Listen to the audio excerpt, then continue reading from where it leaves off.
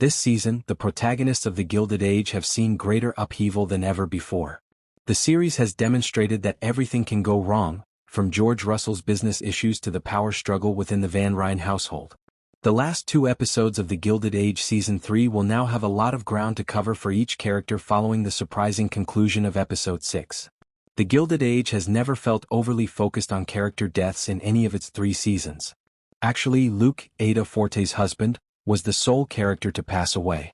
Although the characters were prepared for his death and were able to say goodbye, the accident in Episode 6 of the show completely altered the plot.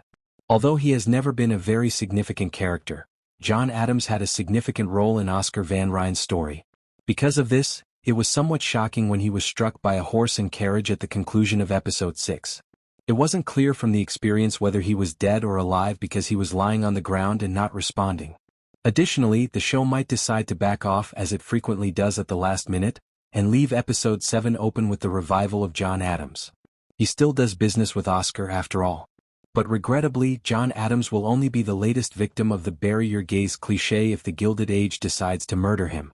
In Season 3 Episode 5 of the Gilded Age, George Russell sacked his longtime secretary Clay, demonstrating his increased recklessness.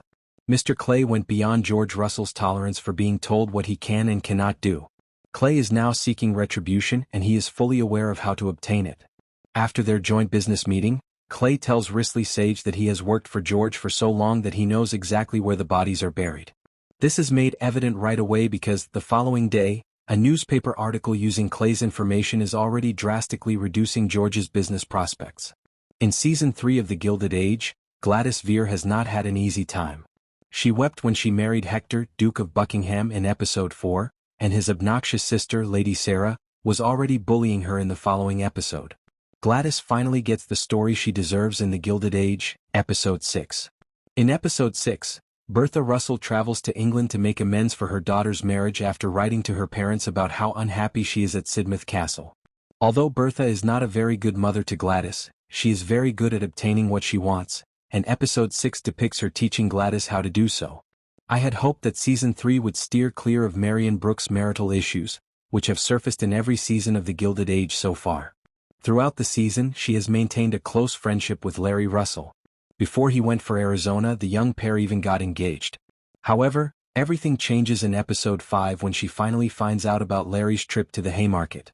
When Marion learns from Oscar that Larry was only there for one of his friend's bachelor parties, the place's notoriety and the presence of prostitutes are enough to make her lose her mind.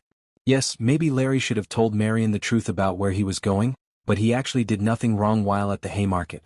In fact, he even found Maud beaten and told Oscar about it, allowing them both to get closure for that Season 2 story. Since Season 2, Jack Trotter's alarm clock narrative has continued, and the inventor has achieved great success.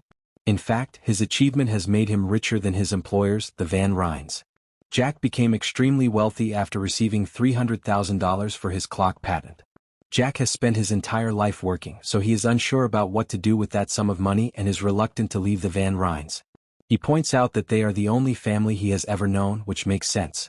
Even though Ada Forte has a very sympathetic stance, she nevertheless demands that he go.